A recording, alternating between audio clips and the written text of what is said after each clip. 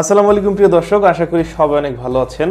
আজকের ভিডিওটি আমাদের জন্য অনেক বেশি স্পেশাল। এই ভিডিওতে আমরা আমাদের এডিটিং পিসি সম্পর্কে আপনাদের ধারণা দেওয়ার চেষ্টা করব এবং জানাবো আমরা আমাদের এই পিসিতে যে ধরনের কম্পোনেন্টগুলো ব্যবহার করেছি এবং জানাবো এর মূল্য কত ছিল। আর যারা এডিটিং পিসি অথবা গেমিং পিসি বানাতে চাচ্ছেন, আশা করি সম্পূর্ণ ভিডিওটি দেখলে একটু হলেও ধারণা নিতে পারবেন। সো প্রথমেই আমরা কথা বলবো কেসিং নিয়ে। কেসিং হিসেবে আমরা সিলেকশন করেছি NZXT ব্র্যান্ডের A710i। এই কেসিংটির বর্তমান মার্কেট মূল্য 11,400 টাকা।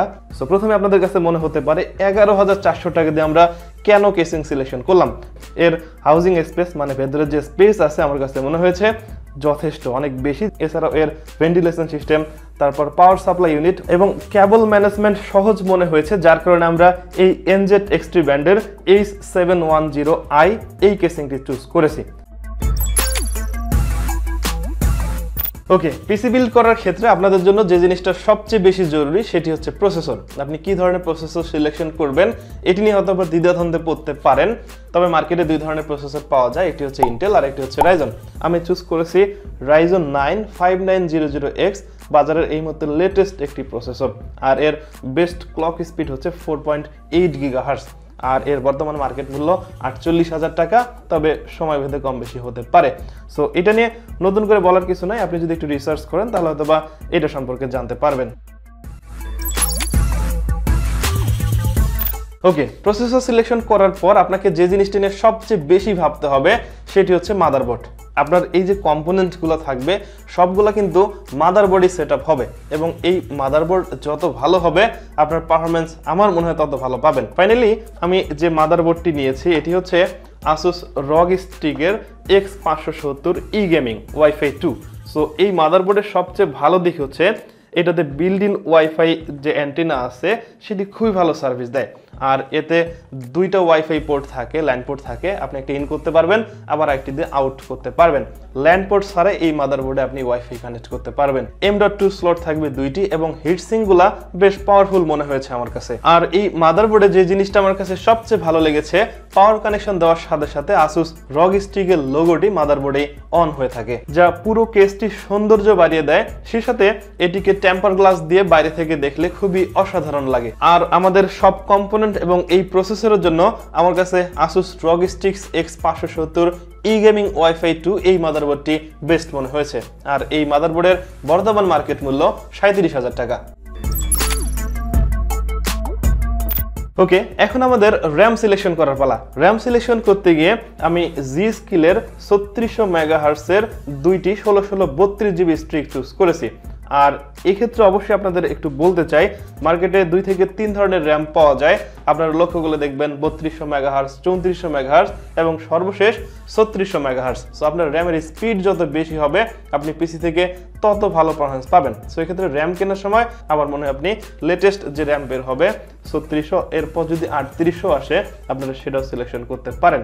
সো এই আপনার G.Skill এর দুইটি স্ট্রিকের বর্তমান মার্কেট মূল্য আমার কাছে রেখেছে 15,200 টাকা। ওকে, আমাদের casing, processor, motherboard, RAM selection করা হয়ে গেছে। এখন আমাদের স্টোরেজ সিলেকশন করতে হবে। মার্কেটে দুইটা অপশন পাবেন, একটি হচ্ছে SSD আর একটি হচ্ছে HDD। সো আমি অবশ্যই বলবো আপনারা যদি স্পিডের কথা চিন্তা করেন SSDর বিকল্প নেই, এক্ষেত্রে আমরা SSD ব্যবহার করেছি। আর আরেকটি বিষয় হচ্ছে আমাদের মাদারবোর্ডে যেহেতু দুইটা M.2 স্লট আছে আমরা দুইটা SSD ব্যবহার করেছি। সো একটি হচ্ছে Samsung এর 980 Pro 500GB, যার স্পিড হচ্ছে 7000 Mbps এবং এখানে আমরা C ড্রাইভ ব্যবহার করব। আর আরেকটি হচ্ছে Samsung এর রেগুলার 980 3500 MBps, যেখানে আমরা স্টোরেজ হিসেবে ব্যবহার করব। আর এটির মার্কেট মূল্য যেটি প্রো 11,400 টাকা আর যেটি রেগুলার 35 MBps 1 TB, এটার মূল্য হচ্ছে 11,300 টাকা।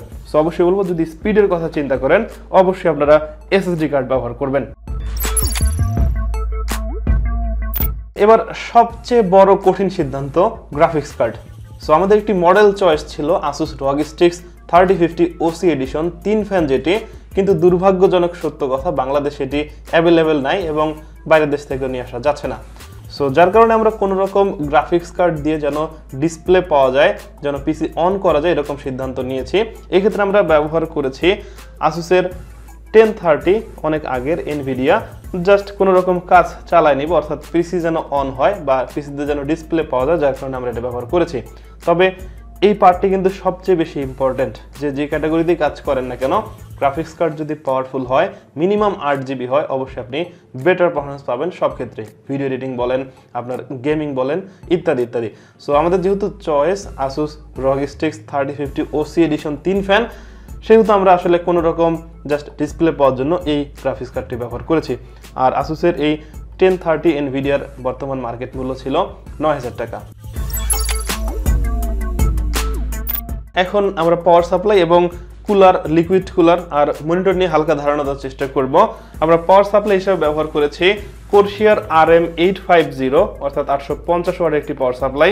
এটি কিন্তু 80+ গোল্ড সার্টিফাইড। এরপর কুলার হিসেবে ব্যবহার করেছি লিয়ানলি ব্র্যান্ডের লিকুইড কুলার, এবং এটি 360 মিলিমিটারের, এবং এটি কিন্তু বেশ পাওয়ারফুল একটি লিকুইড কুলার।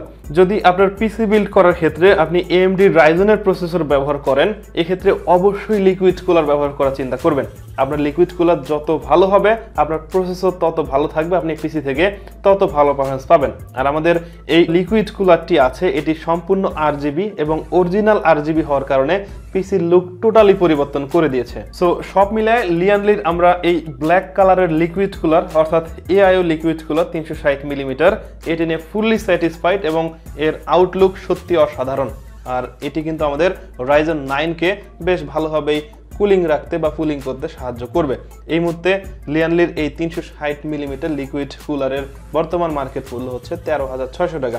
আর আমি বলতে ভুলে গেছিলাম, আমরা যে পাওয়ার সাপ্লাইটি ব্যবহার করেছি Corsiar RM850, এটার মূল্য রেখেছিল 13,500 টাকা। ওকে, আর এখানে আরেকটি বিষয় আছে, সেটি হচ্ছে আমরা ছোটখাটো একটি স্পিকার নিয়ে এসেছি। এটি হচ্ছে মূলত Mircrolab-এর, জাস্ট হচ্ছে গান শোনা বা যদি কোনো সাউন্ড শুনতে হয়, এর মার্কেট মূল্য ছিল মাত্র 2,050 টাকা। আর এখানে একটি হেডফোন দেখতে পাচ্ছেন, এটি হচ্ছে A4Tech ব্র্যান্ডের FH200i, আর এটির বর্তমান মার্কেট মূল্য মাত্র 1200 টাকা, যেন কোনো রকম কাজ চালানো যায়, যার কারণে এটি নেওয়া। সো বুঝতে পারছেন, এই দিকে অলরেডি প্রায় 2 লাখের কাছাকাছি খরচ, যার কারণে মূলত আমরা এই দুইটা জিনিস একদম চিপ ব্যবহার করেছি, এবং সবশেষে কিন্তু আপনাদের টোটাল প্রাইসটা দেওয়ার চেষ্টা করব। এবং ফাইনালি আরেকটি বিষয় আপনাদের দেখাতে হচ্ছে, এটি হচ্ছে মনিটর। আমরা মনিটর হিসেবে ব্যবহার করেছি ডেল ব্র্যান্ডের P2722H, এটি 27 ইঞ্চি একটি মনিটর, আর এটাতে খুব ভালো কালার পাওয়া যায়, সে সাথে 180 ডিগ্রিতে রোটেট করা যায় এবং চাইলে অ্যাডজাস্ট করে আপ ডাউন করে নেওয়া যায়। আর এই মনিটর নিয়ে আমরা একটি ফুল রিভিউ দিব, সেখানে আপনারা দেখতে পারবেন, এবং এই মনিটরটি কীরকম হতে পারে সেটা আমরা সেখানে জানাবো। সো এই ছিল মূলত আমাদের পিসি কম্পোনেন্ট, এবং আমি প্রাইস লিস্টটা দিয়ে দিচ্ছি, আপনারা এখান থেকে দেখে নিতে পারেন। সো সব মিলায় আসলে আমরা একটা জায়গায় হতাশ, সেটি হচ্ছে গ্রাফিক্স কার্ড।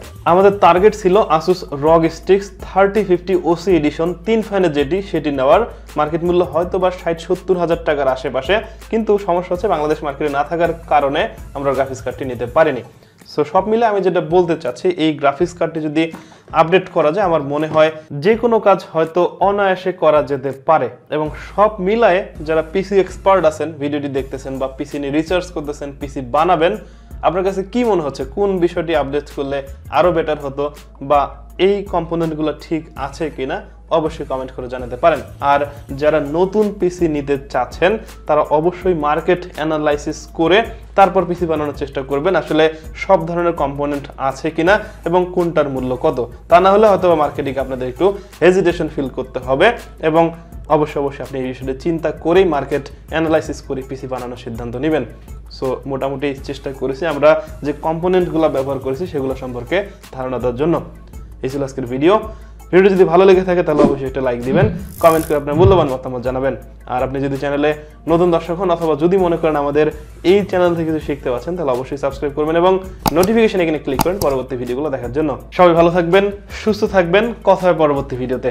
আজকের মতো এখানেই শেষ করছি।